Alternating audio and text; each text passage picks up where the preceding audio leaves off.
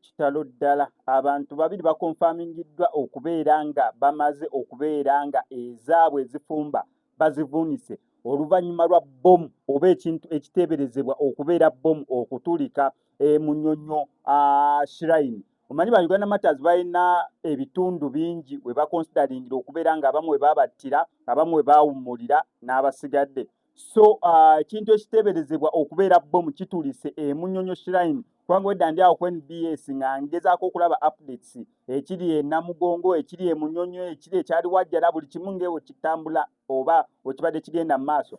Naye mu ddakiika 16 okuva we nkoledde story eno kigambibwa mbu ekintu ekiteeberezebwa okubeera bbomu kitulise, era bwe kityo abantu babiri be basoffa bakyakonfamingiddwa okubeera nga bambi ezaabwe bazivuunise.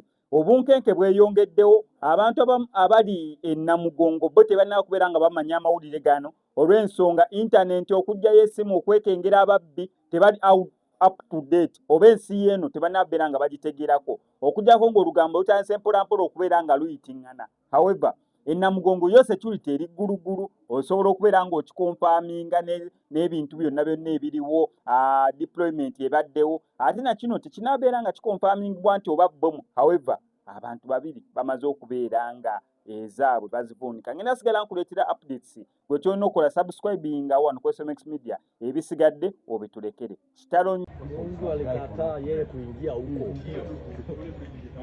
Some of us go to people. Yeah. What ya Mungu. Ati bwana wetu tubade tuita wana. Ate ndio natusema Bwana. Nani ya Buganda.